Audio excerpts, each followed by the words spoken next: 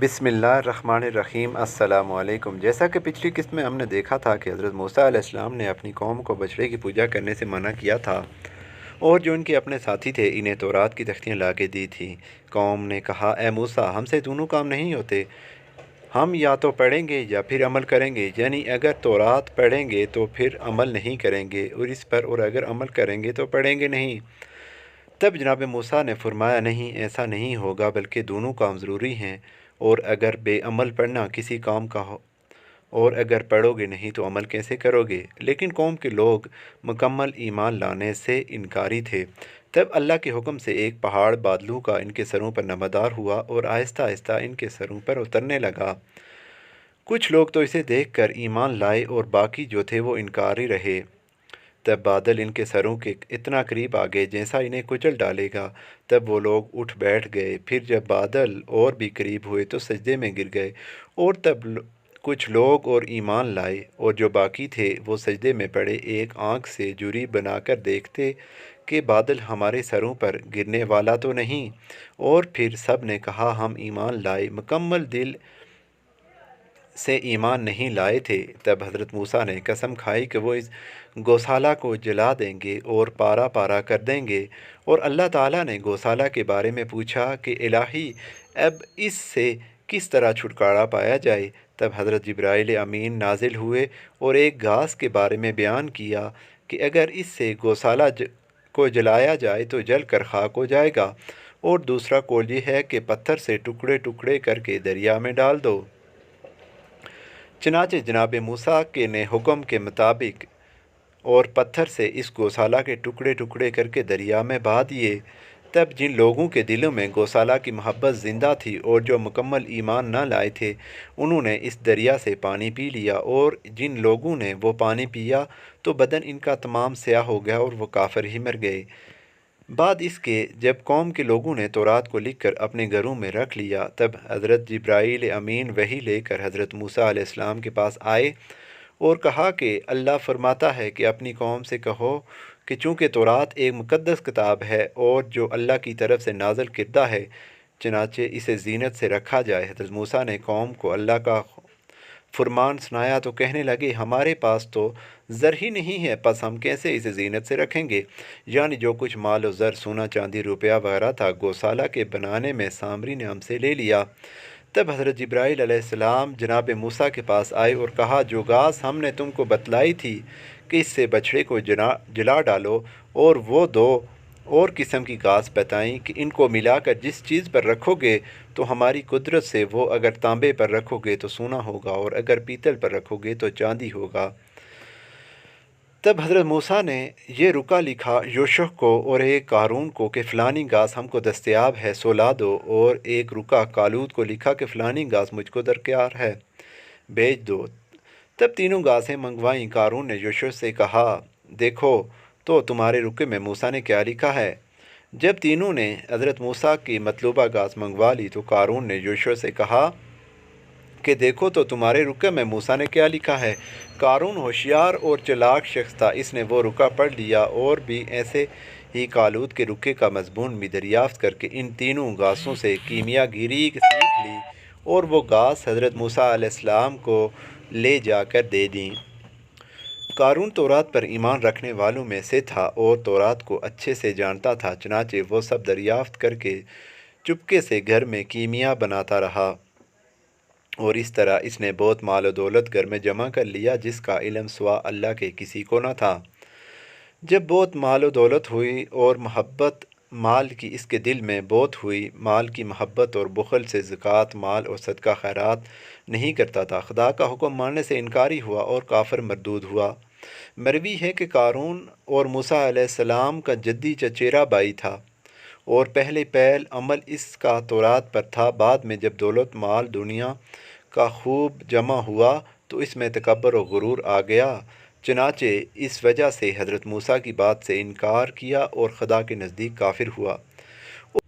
ایک اور روایت کے مطابق قارون ایک تاجر تھا جو بظاہر حضرت موسیٰ اور تورات پر ایمان رکھتا تھا، لیکن اس کے دل میں دولت دنیا اور مال کی حرص اور محبت بہت تھی، چنانچہ ناپ تول میں کمی کرتا، دھوکہ دہی اور جھوٹی قسموں سے خراب مال زیادہ داموں بیچتا، علاوہ اس کے لوگوں کو سود پر مال اور غلہ وغیرہ دیتا تھا اور اس طرح بے حساب مال و دولت اکٹھا کر رکھا تھا۔ حضرت عبداللہ بن عباس رضی اللہ سے روایت ہے کہ 60 مزدور طاقتور اس کے خزانوں کی کنجیاں اٹھانے پر مامور تھے، اور تورات کے مضمون کے مطابق 60 اونٹ طاقتور اس کے خزانوں کی کنجیاں اٹھائے رکھتے تھے، ایک کنجی سے 70 خزانوں کے قفل کھلتے تھے۔ اب خود حساب لگا لیں کہ کس قدر مال اور خزانہ تھا اس کے پاس۔ اس قدر مال و دولت نے قارون کو حریص اور لالچی ہونے کے ساتھ متکبر بھی بنا دیا تھا، چنانچہ جب اسے شہر کے مومن لوگ سمجھاتے کہ وہ مال و دولت پر نہ اترائے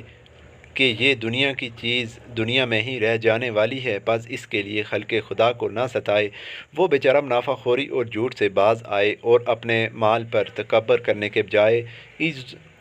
عجز و عاجزی سے رہے اور غریب مساکین کی مدد کرے اپنے مال سے، نہ کہ ان پر سود لگائے۔ جب مومن لوگ قارون کی یہ باتیں سمجھاتے اور اسے اللہ کا پیغام پہنچاتے تو قارون بجائے ان کی باتیں سننے اور ماننے کے الٹا ان کا مذاق اڑاتا اور ان کی باتوں پر ہنستا اور کہتا کہ یہ میرے مال و دولت میرے لیے زیادہ ہے اور مجھے کاروبار اور تجارت کا تجربہ ہے، اور تم لوگ یہ سب اس لیے کہتے ہو کہ تم مجھ سے میرے مال و دولت کی وجہ سے حسد کرتے ہو، چاہتے ہو کہ کسی طرح میری دولت لٹ جائے اور میں بھی تم جیسا ہو جاؤں، اور میں کوئی دھوکہ دہی نہیں کرتا، بلکہ سب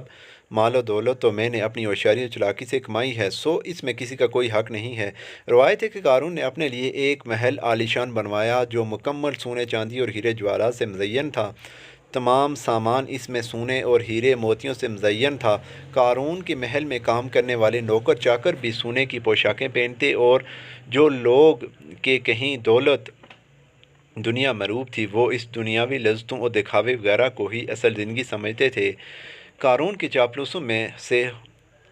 ہوئے اور ان کے گن گاتے، چنانچہ جب کبھی قارون کا دل کرتا وہ اپنی دولت اور حشمت کی نمائش کرے تو وہ اپنی بیوی کو لباس فاخرہ زیب تن کرواتا جو سونے چاندی کی تاروں سے بنا ہوتا اور جواہرات اس میں بہت لگے ہوتے، اور سر پر ہیروں موتیوں اور جواہرات سے مزین تاج ہوتا، اور خود بھی خوب زین و زینت کے ساتھ محل سے نکلتا، یہاں تک کہ اس کی سواری بھی سونے اور جواہرات سے سجی ہوئی ہوتی، اور 100 سوار سونے کی جڑی پوشاکیں زیب تن کیے اس کی سواری کے ساتھ چلتے رہتے۔ پس جب وہ بازار سے گزرتا تو دنیاوی مال و دولت کے حرص رکھنے والے لوگ اسے حسرت سے دیکھتے اور رشک کرتے تھے اور یوں کہتے تھے کہ ہائے کاش ہمیں قارون جتنا نہ سہی اس کے خزانے کا آدھا یا چلو کچھ حصہ ہی مل جاتا تو ہم بھی عیش و آرام اور ٹھاٹھ باٹھ والی زندگی جیتے۔ اور مومن لوگ کہتے کہ کیا فائدہ ایسی دولت کا جو ثوابوں کو کھا جائے، جس کے پیچھے ہمیشہ کی ذلت اور خواری گھات لگائے بیٹھی ہوئی ہو۔ اس وقت بنی اسرائیل 2 حصوں میں بٹ گئے، ایک حصہ وہ جو حضرت موسیٰ اور تورات پر ایمان رکھتے تھے اور جنہیں قارون کے دولت اور خزانوں سے کوئی سروکار نہیں تھا، بلکہ وہ آخری زندگی کو عارضی زندگی پر ترجیح دیتے تھے، اور دوسرا گروہ وہ قارون کے چاپلوس تھے اور اس کے محل میں روز دعوتیں اڑانے، عیش و نشاط کو ایمان پر ترجیح دیتے اور مومنین پر ہنستے تھے۔ بھلا اس کے ایمان انہیں کیا فائدہ دے رہے ہیں؟ اللہ تعالیٰ نے حضرت موسیٰ علیہ السلام کی طرف وحی بھیجی کہ قارون کے پاس جاؤ اور اسے کہو جو مال ہم نے اسے عطا کیا ہے اس میں سے زکوٰۃ دیا کرے اور صدقہ خیرات کرے۔ چنانچہ حضرت موسیٰ علیہ السلام قارون کے پاس گئے اور اسے سمجھایا جو مال تمہیں اللہ نے عطا کیا اس میں سے کچھ حصہ اللہ کی راہ میں بطور زکوٰۃ غربا مساکین وغیرہ کو ادا کرو۔ قارون نے کہا اے موسیٰ یہ سب تو میں نے اپنے ہنر سے کمایا ہے، اس میں تمہارے خدا کا کوئی حصہ نہیں۔ چنانچہ جناب موسیٰ نے کہا اگر تم 10 دینار میں سے 1 دینار زکوٰۃ نکالو گے تو اللہ تعالیٰ تم پر مزید مہربانی کرے گا۔ حضرت موسیٰ نے فرمایا تو تم سونے چاندی کے ظروف بناتے ہو، اس کے بنانے میں جو جواہرات نیچے گر جاتے ہیں اگر وہ بھی غریب مساکین میں بانٹ دو تو تمہاری زکوٰۃ ادا ہو جائے گی۔ قارون نے کہا اگر میں زکوٰۃ اور صدقہ خیرات کروں گا خدا کی راہ میں تو تمہارا خدا مجھے کیا دے گا؟ حضرت موسیٰ نے فرمایا کہ وہ تمہیں بشت عطا کرے گا اور تمہارا مال پاک ہو جائے گا۔ قارون نے کہا مجھے بشت کی ضرورت نہیں ہے۔ چنانچہ موسیٰ علیہ السلام نے کہا کیا تم اللہ کی طاقت اور عظمت کو بھول بیٹھے ہو؟ کیا تم نہیں جانتے کہ تم سے پہلے کیسے کیسے شان و شوکت و جاہ و جلال والے لوگ آئے اور انہیں اپنی دولت پر ناز تھا، جو اپنی دولت پر ناز کیا کرتے تھے، جن کے ساتھی بے شمار تھے، جن کی فوجیں اور طاقتیں بڑی تھیں، جن کے پاس لشکروں کے لشکر تھے؟ کیا تم نے نہیں دیکھا کہ اللہ نے ان کے ساتھ کیا کیا؟ نہ ان کا مال و دولت ان کے کسی کام آیا، نہ لشکر فوجیں ہی انہیں اللہ کی پکڑ سے بچا سکیں۔ چنانچہ جب حضرت موسیٰ علیہ السلام نے قارون کو فرعون اور اس سے پہلے لوگوں کی بابت یاد کر دلائی تو قارون سے بھی بڑی طاقتوں اور قوتوں کے مالک تھے۔ پھر جب اللہ تعالیٰ کی بات ماننے سے انکار کیا تو برے انجام سے دوچار ہوئے۔ تب قارون نے حضرت موسیٰ سے عہد کیا کہ وہ ضرور زکوٰۃ ادا کرے گا، لیکن بعد میں جب زکوٰۃ دینے کے لیے اس نے حساب لگایا تو اتنے بڑے خزانے میں سے ایک بہت بڑی رقم زکوٰۃ کی صورت میں نکلتی تھی۔ تب پھر اس نے انکار کر دیا اور بخل سے کام لیا۔ ابھی مضمون آگے جاری ہے۔